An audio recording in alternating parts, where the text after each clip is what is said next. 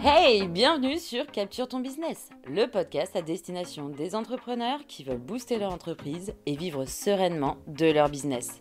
Créé avec amour par l'agence normande Capture Communication. Hello! Aujourd'hui, Eugénie est là pour répondre à toutes nos questions sur les réseaux sociaux. Alors, Eugénie, déjà pour commencer, dis-nous, pourquoi est-ce que tu dis que les réseaux sociaux ne sont pas une baguette magique ? Donc en fait, c'est pas une baguette magique, même si c'est le sujet tendance du moment. Les réseaux sociaux, c'est vraiment l'outil de communication qui est plébiscité tout de suite par les entrepreneurs. Sauf que c'est pas si facile de construire une communauté sur les réseaux et c'est encore moins facile d'y trouver sa clientèle. En parlant de réseaux sociaux, est-ce qu'il faut être sur tous les réseaux sociaux ? Alors ça, c'est l'erreur classique des débutants parce que on entend souvent, il faut absolument travailler son profil LinkedIn, il faut être au top sur Instagram et publier des stories tous les jours. Sur Facebook, faut pas délaisser parce qu'il y a encore beaucoup de public. Donc en fait, on a l'impression qu'il faut être partout. Mais ça, c'est un a priori. Moi, je suis plutôt partisane du fait de choisir 2 réseaux sociaux et d'y aller à fond sur ces 2-là. Moi, je suis tout à fait d'accord et je dis souvent, être partout, c'est être nulle part. Alors dis-nous, sans être partout, comment se démarquer ? Alors, moi je dirais que le contenu est le roi. Voilà, c'est une phrase qu'on verra souvent en community management. Se démarquer, c'est parler de ses valeurs, c'est parler à son public de la façon la plus naturelle possible. En général, ce que vous dites à vos clients quand vous les rencontrez dans la vraie vie, en vrai rendez-vous, c'est exactement ce qu'on doit retrouver sur vos réseaux sociaux pour qu'on trouve une logique en fait entre votre entreprise et votre image sur les réseaux. Et en parlant d'image, on dit souvent qu'on doit présenter son visage à notre communauté. Est-ce que tu as des astuces pour nous dire comment on peut faire sans se montrer réellement quand on n'est pas très à l'aise avec son image ? Alors, je vais vous confier quelque chose. Au départ, moi, je voulais absolument pas publier mon visage sur Instagram, par exemple. Et quand je suis devenue entrepreneur, j'ai petit à petit mûri sur ce point-là et changé mon point de vue. Donc au départ, je dirais que si vous êtes absolument contre le fait de montrer votre visage, n'hésitez pas à montrer vos mains. N'hésitez pas à montrer votre mise au travail, votre univers de travail, votre bureau, votre carte de visite. Tout ce qui peut rendre en fait vos réseaux sociaux humains et vous montrer, vous, en tant qu'ambassadrice de votre entreprise. Et petit à petit, vous verrez que vous aurez envie de montrer votre visage. Parce qu'en fait, montrer son visage quand on est entrepreneur, c'est pas simplement se mettre en avant et faire un selfie façon Kim Kardashian, c'est plutôt mettre en avant l'humain qui porte l'entreprise et qui a créé l'entreprise. Ok, et sur des univers, au-delà de montrer son visage, sur des réseaux comme Pinterest ou Instagram où le visuel va être hyper important, comment on fait quand on n'a pas une réserve de photos, quand on n'a pas de visuel réellement ? Alors effectivement, moi, en tant qu'agence, quand on commence à accompagner un client, souvent je mets en avant les prestations de Lou pour la photographie ou les prestations de vous deux, Obéline et Lou pour le graphisme. Mais clairement, toutes les entreprises n'ont pas un budget communication conséquent. Et donc, du coup, je préconise souvent l'utilisation de l'outil Canva pour faire des graphismes soi-même et utiliser des modèles un peu préfaits qui sont quand même équilibrés et de les personnaliser aux couleurs de l'entreprise. Donc si vous avez un graphiste, surtout demandez les codes couleurs de votre identité visuelle. Ça, c'est la première astuce. Deuxième astuce au niveau des photos, je dirais que maintenant avec un très bon téléphone, on peut malgré tout faire des photos assez spontanées avec une bonne qualité.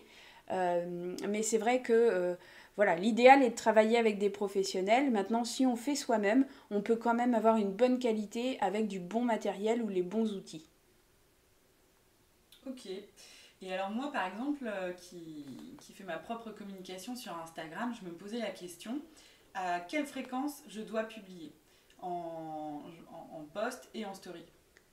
Alors en fait, si on écoute les préconisations des professionnels au niveau de l'algorithme Instagram, dans l'idéal, Lou, il faudrait que tu publies tous les jours. Tous les jours ? Tous les jours dans ton feed. Voilà, et voire plusieurs fois par jour en story. Sauf que ce rythme de publication-là, il est très difficile à tenir sur le long terme. Il faut être sûr de pouvoir le tenir. Et donc du coup, ce que je préfère dire quand j'accompagne des entrepreneurs, c'est votre métier principal, c'est d'être entrepreneur. Les réseaux sociaux, c'est un outil parmi d'autres pour communiquer. Et donc ne misez pas tout sur un seul canal. Donc moi je préfère des comptes, et on a des meilleures statistiques sur des comptes qui publient 1 à 2 fois par semaine, mais tout le temps, sans rien lâcher, même pendant que vous êtes en vacances. Et des stories de temps en temps, assez régulièrement, je dirais plusieurs fois par semaine. D'accord, ok, ça marche. Super. Et au-delà du fait d'être régulier, ce qui effectivement est super important, est-ce que tu penses qu'il faut faire de la pub payante pour avoir de la visibilité? Alors, avant de passer à la pub payante, je dirais qu'il faut un contenu hyper qualifié. Il faut vraiment du contenu de qualité qui parle à ta cible. Une fois que tu as trouvé ça, en fait, la publicité, elle est plus facile à faire parce que déjà, quand tu fais de la publicité, tu peux cibler ton public. Tu peux dire, bah voilà, je veux m'adresser qu'aux hommes ou qu'aux femmes. Par exemple, tu peux choisir ta tranche d'âge aussi, dire je veux qu'elles aient de 25 à 55 ans, par exemple, et dans telle zone géographique. Donc déjà, le fait d'avoir bien pensé ton contenu de façon stratégique facilite ta pub. Et ensuite, la publicité, moi j'en fais systématiquement sur les posts de mes clients avec un petit budget pour avoir une bonne routine et viser au-delà des abonnés traditionnels de l'entreprise. Donc ouais, c'est un bon outil s'il est bien ciblé. Ok. Moi, je me posais la question, quelle est la différence entre taguer et mettre des hashtags? Ah oui, alors ça, c'est une question que j'ai assez souvent quand j'anime des ateliers sur les réseaux sociaux. Mettre un hashtag, en fait, c'est mettre un dièse, ensuite un mot-clé, ou plusieurs mots-clés, mais qui seront tous attachés. Il n'y a pas d'espace entre les mots qui composent un même hashtag. Et ça fait en fait un lien cliquable vers ce mot-clé. Il faut savoir que sur Instagram, par exemple, ou sur LinkedIn, on peut s'abonner à des hashtags. Et ça vous permet de faire une veille. Par exemple, si toi, Lou, tu t'abonnais au hashtag photographe, ben, tu peux faire une veille sur ton domaine d'activité. Donc ça, c'est le hashtag. Et taguer un compte, c'est plutôt quand on tague une marque, quand on tague un partenaire. Et ça, c'est très important parce qu'il ne faut pas oublier que les réseaux sociaux, ce sont des réseaux. Et donc, mettre en avant le réseau d'entreprises, le réseau de marques avec lesquelles vous travaillez en tant que partenaire dans la vraie vie, et ben ça vous permet sur les réseaux sociaux, en digital, d'être totalement cohérent par rapport à votre activité quotidienne. Super. Et on se demande souvent combien de temps prend l'animation de ces réseaux sociaux, parce qu'on entend un peu tout et son contraire. Alors dis-nous, toi, qu'est-ce que t'en penses? Alors je vais faire une réponse de Normande, je vais dire ça dépend. Ça dépend de ton entreprise, ça dépend de ton activité et ça dépend du degré de priorité que tu accordes aux réseaux sociaux dans ta communication. Donc du coup, vraiment c'est variable suivant les entrepreneurs. Ce que je peux dire en général quand je fais un post très stratégique pour l'entreprise, j'y passe une demi-heure à peu près. Voilà, donc suivant si vous voulez poster une fois, 2 fois, 3 fois par semaine, faut compter ce temps-là par poste. Ok. Et alors, tu penses que c'est bien de programmer, de faire toutes ces publications d'un seul coup? Alors effectivement, pour une entreprise comme la tienne, par exemple en photographie, on pourrait faire des posts un peu plus courts en termes de texte et qui sont vraiment centrés sur l'image et qu'on peut programmer quasiment tous à l'avance. On appelle batcher.